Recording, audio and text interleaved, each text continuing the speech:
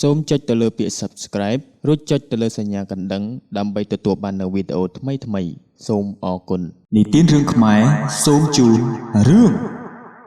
គុំនុំស្នេហ៍នាងភូមិរិនភាគទី2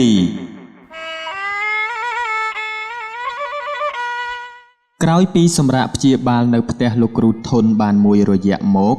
ពូស៊យក៏បានជាពីជំងឺផិតភ័យដោយសារតែការលងបន្លាចរបស់ខ្មោចបំពេកូននឹងអាបក្រោយមកលោកគ្រូក៏បានសួរនាំទៅឃើញថាពូស៊យបានមកពីខេត្តសៀមរាបដើម្បីមករកវង្សាដែលជាក្មួយប្រុសរបស់គាត់ហើយបានដើរកាត់ភូមិរបស់យាយអាបក៏ត្រូវយាយអាបលងតែម្ដងទៅលុះដឹងដំណើរសពគ្រប់ហើយមកលោកគ្រូធុនក៏បានប្រាប់ឲ្យអ្នកស្រុកម្នាក់ជូនដំណើរពូស៊យទៅភូមិដែលវង្សារស់នៅរយៈពេល3ខែបានកន្លងផុតទៅនាងកែណីក៏បានរៀនចប់ចេះមន្តអាគមដាក់ស្នេហ៍យ៉ាងស្ទាត់ជំនាញបំផុតតែជាអកុសលនាងត្រូវបានយាយអាបឲ្យស្នងទាយាទរបស់ខ្លួនបន្តពីគាត់មុនពេលដែលគាត់ស្លាប់បាត់ទៅចាប់តាំងពីពេលនោះមកឲ្យតែយប់ឡើងនាងកែណីតែងតែដកករកស៊ីចំណីតាមគន្លងចាស់របស់យាយអាបនិយាយពីភូមិរិននិងវង្សាវិញនៅពេលដែលនាងកែណីមិននៅទាំងពីរនាក់បានរៀបការជាមួយគ្នាคล้ายជាប្តីប្រពន្ធនឹងគ្នាដោយពេលដែលរៀបការនោះភូមិរិននិងវង្សាក៏បានផ្ញើសម្បត្តិប្រាប់នាងកែណីឲ្យចូលរួមដែរក៏ប៉ុន្តែសម្បត្តិនោះបានផ្ញើទៅស្រុកកំណើតរបស់នាងកែណីដែលនៅឯខេត្តផ្សេងឯណោះហេតុនេះហើយសម្បត្តិនេះមិនបានទៅដល់ដៃនាងកែណីនោះទេព្រោះនាងកែណីមិនបានទៅស្រុកកំណើតរបស់ខ្លួនដូចដែលបាននិយាយនោះឡើយតែនាងទៅលួចរៀនមន្តអាគមដាក់ស្នេហ៍នៅភូមិក្បែរគ្នានេះឯងនៅពេលដែលនាងកែណីត្រឡប់មកវិញនាងមានចិត្តខឹងសម្បាជាខ្លាំងដែលធ្វើឲ្យនាងចងគំនុំជាមួយនឹងភូមិរិនជាប់មិនលែងដោយសារសេចក្តីស្នេហាតែម្ខាងបានធ្វើឲ្យនាងកែណីកើតការឈឺចាប់នៅក្នុងបេះដូងជាពន់ពេករាល់ថ្ងៃនាងរែកពុនចិត្តប្រច័ណ្ឌទៅលើប្តីប្រពន្ធភូមិរិននិងវង្សារហូតដល់ថ្ងៃមួយ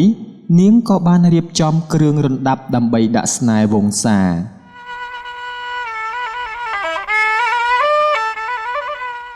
រាល់យប់នាងបានសូត្រមន្តអាគមស្នេហ៍របស់នាងដើម្បីទាក់ទាញចិត្តវង្សាឲ្យមកស្រឡាញ់នាងឲ្យងប់ងល់ពីមួយថ្ងៃទៅមួយថ្ងៃវង្សាចេះតែឃើញនាងកែណីស្អាតឡើងរហូតដល់ថ្ងៃមួយវង្សាបានចូលទៅក្នុងបន្ទប់របស់នាងដោយមិនឲ្យភូមិរិនដឹងឡើយហើយអ្នកទាំងពីរក៏បានរួមរយៈមេត្រីចាប់តាំងពីថ្ងៃនោះមកភ្លើងស្នេហ៍ដែលកើតឡើងដោយមន្តអាគមរបស់នាងកែណីចេះតែខ្លាំងឡើងរីឯវង្សាក៏ចេះតែមានចិត្តស្រឡាញ់នាងរហូតបាត់មុខមិនបាននៅវេលាយប់មួយនាងកែណីបានញុះញង់ឲ្យវង្សាលួងភូមិរិនទៅសម្លាប់ចោលនៅឯកំពង់ផែដែលវង្សានិងភូមិរិនតែងអង្គុយចាំមើលផ្លូវទូករបស់ឪពុកម្ដាយរបស់ពួកគេដោយនាងបានលួងលោមវង្សាថាបើសិនជាភូមិរិនស្លាប់បាត់នោះ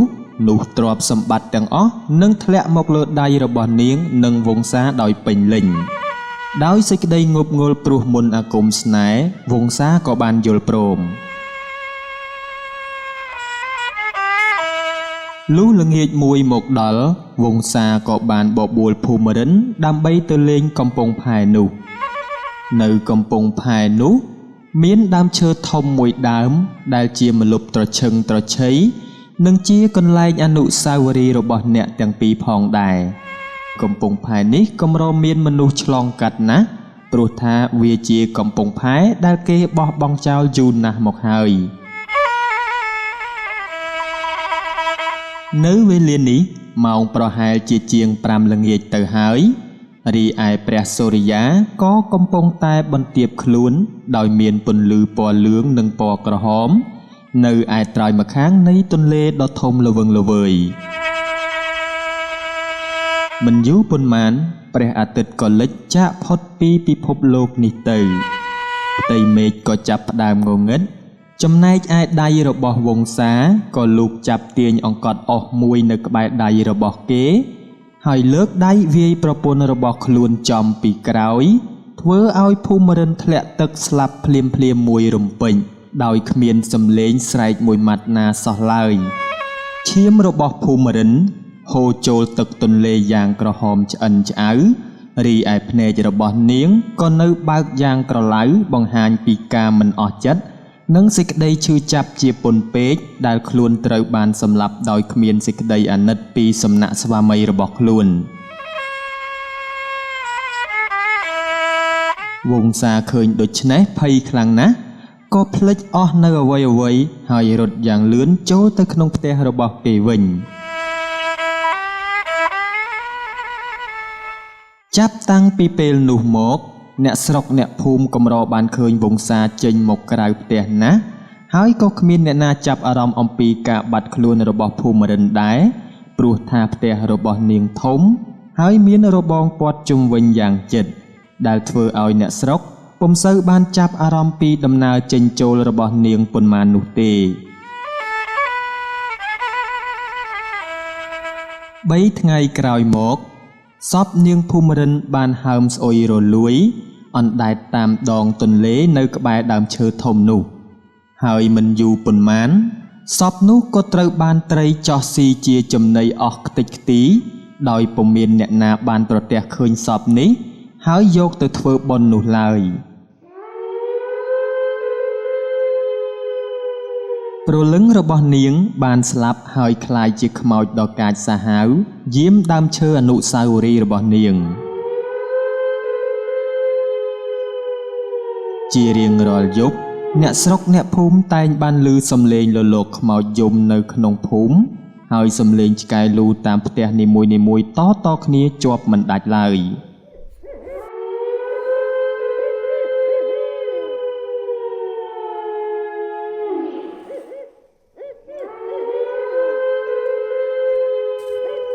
នាងភូមិរិនស្លាប់ទៅទាំងចិត្តចងគំនុំហើយគំនុំនេះកើតឡើងពីមួយថ្ងៃទៅមួយថ្ងៃរហូតដល់ព្រលឹងរបស់នាងបានคล้ายទៅជាព្រាយយាមដើមឈើនោះទៅ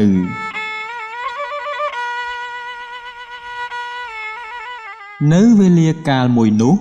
ពូស៊យដែលធ្លាប់ត្រូវបានអាបនឹងខ្មោចលងនោះបានចេញមកលេងខាងក្រៅរបងផ្ទះរបស់វង្សាហើយក៏បានឃើញស្រមោលចម្លែកម្យ៉ាងនៅឯនាយម្ខាងផ្លូវពូស៊យស្មានតែចៅដែលចូលមកក្នុងភូមិដើម្បីលួចទ្រព្យសម្បត្តិរបស់អ្នកភូមិគាត់ក៏ដើរលោបទៅជិតក៏ប៉ុន្តែគាត់ដើររឹតតែជិតស្រមោលនោះរឹតតែដើរលឿនគាត់តាមស្រមោលនោះរហូតដល់កំពង់ផែហើយស្រមោលនោះក៏បាត់នៅត្រង់ដើមឈើធំនោះទៅ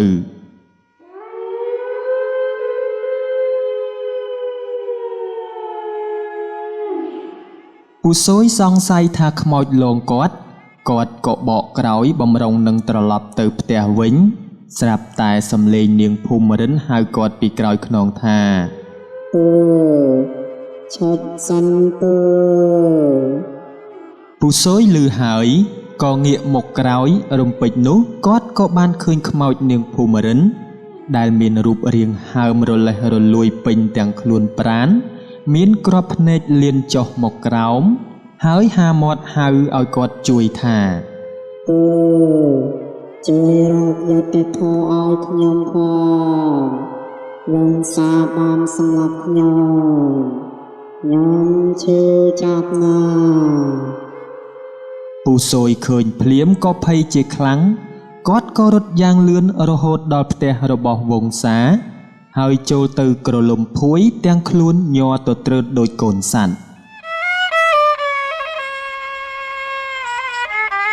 លុះព្រឹកឡើងពូស៊យក៏បានសួរនាំទៅកាន់វង្សាអំពីរឿងរ៉ាវនៃការបាត់ខ្លួនរបស់ភូមិរិនតែវង្សាមិនបានប្រាប់ឡើយ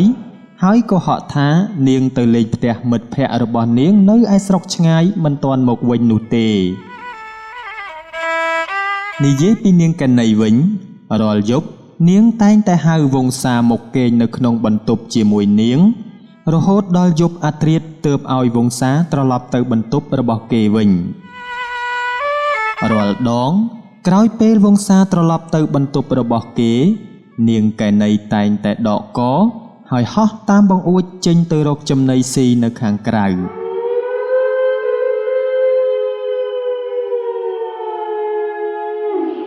ថ្ងៃមួយ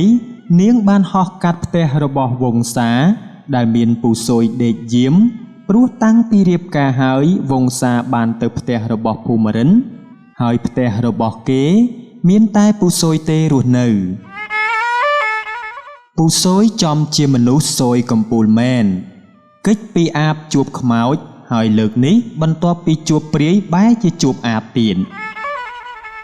ដោយដេកនៅក្នុងផ្ទះមិនសុខគាត់ក៏ឡើងអង្គុយ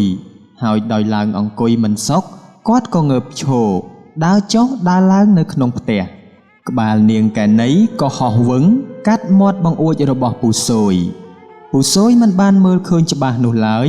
គាត់ក៏អើតមើលម្ដងទៀតពេលនោះគាត់ក៏បានឃើញក្បាលនាងកែណីកំពុងតែហោះវឹងចូលទៅក្នុងចំការចេករបស់អ្នកស្រុកបាត់ទៅពូស៊យឃើញហើយភ័យខ្លាំងណាស់ហើយមិនហ៊ានដេកនៅក្នុងផ្ទះម្នាក់ឯងនោះឡើយក៏រូតរះរត់យ៉ាងលឿនសំដៅទៅផ្ទះរបស់ភូមិរិនដើម្បីបានដេកជាមួយនឹងវង្សាពេលឡើងទៅដល់លើផ្ទះគាត់ក៏បានប្រាប់វង្សាអំពីរឿងរ៉ាវដែលគាត់ទើបតែឃើញអាបហើយសុំថាមកដេកជាមួយវង្សាមួយយប់ដើម្បីឲ្យបាត់អារម្មណ៍ភ័យខ្លាចភាពភ័យខ្លាចរបស់ពូស៊យមិនបានបាត់ទៅយូរនោះឡើយព្រោះនៅលើក្បាលដំណេកក្នុងបន្ទប់ភូមិរិនដែលវង្សានិងគាត់កំពុងតែដេកនេះមានបង្អួចមួយដែលអាចមើលឃើញទៅខាងក្រៅបាននៅពេលដែលកំពុងតែដេកមិនទាន់ទាំងលក់ផងនោះនាងកែណីក៏ហោះមកវិញកាត់មាត់បង្អួចរបស់ភូមិរិនហើយចៃដន្យពូស៊យក៏មើលឃើញក្បាលនាងកែណីហោះកាត់មាត់បង្អួចម្ដងទៀតពូស៊យឃើញហើយក៏ប្រញាប់ទាញភួយមកគ្របពីលើខ្លួនយ៉ាងជិតទាំងភ័យញាប់ញ័រតែក៏សំងំដេកលក់ទៅព្រឹកថ្ងៃបន្ទាប់ពូស៊យក៏បានសុំវង្សាឲ្យគាត់បានស្នាក់នៅជាមួយមួយរយៈព្រោះគាត់មិនហ៊ានទៅដេកផ្ទះតូចនោះម្នាក់ឯងនោះឡើយវង្សាបានយល់ព្រមហើយចាប់តាំងពីពេលនោះមកពូស៊យបាននៅលើផ្ទះរបស់ភូមិរិនក៏ប៉ុន្តែគាត់បានកត់សម្គាល់ឃើញសកម្មភាពនិងភាពខុសប្រក្រតីជាច្រើនដែលកើតមានចំពោះរឿងរ៉ាវរបស់វង្សាភូមិរិននិងនាងកណីជាពិសេសស្នាមនៅលើករបស់នាងកណីនិងការបាត់ខ្លួនរបស់ភូមិរិនលោកអ្នកទស្សនាជាទីរាប់អានរឿងគំនុំស្នេហ៍នាងភូមិរិនភាគទី2ដែលលោកអ្នកកំពុងតែតាមដានទស្សនានៅពេលនេះសូមឆ្លេះត្រឹមតែប៉ុណ្ណេះសិនសូមរងចាំទស្សនាភាគទី3ដែលជាភាគបញ្ចប់នៅក្នុងពេលឆាប់ៗនេះនិទានរឿងខ្មែរជា Channel ដែលផលិតរឿងនិទានជាភាសាខ្មែរជាពិសេសគឺរឿងខ្មោចនិងរឿងអប់រំផ្សេងៗបើលោកអ្នកចង់តាមដាននៅរឿងទាំងអស់នោះសូមចុចទៅលើពាក្យថា Subscribe ហើយដើម្បីកុំឲ្យខកខាននៅរឿងថ្មីៗសូមចុចទៅលើសញ្ញាកណ្ដឹងបើលោកអ្នកពេញចិត្តនៅរឿងនិទានរបស់ Channel និទានរឿងខ្មែរសូមចុច Like និងចុច Share ដើម្បីចែករំលែករឿងទាំងនេះទៅដល់មិត្តភ័ក្តិនិងក្រុមគ្រួសារបើលោកអ្នកមានរឿងនិទានចង់បង្ហាញស្នាដៃសូមផ្ញើរឿងទាំងនោះទៅកាន់ Facebook Page របស់ Channel និទានរឿងខ្មែរដែលមានឈ្មោះថានិទានរឿងខ្មែរសូមជូនពរលោកអ្នកឲ្យជួបប្រទះតែនឹងសេចក្តីសុខសេចក្តីចម្រើនរកទទួលទានមានបានគ្រប់ក្រុមគ្រួសារមានដំណើរកំសាន្តទៅទីចិត្តទីឆ្ងាយសូមឲ្យជួបតែសុខសុវត្ថិភាពសូមអរគុណនិងសូមគោរពលា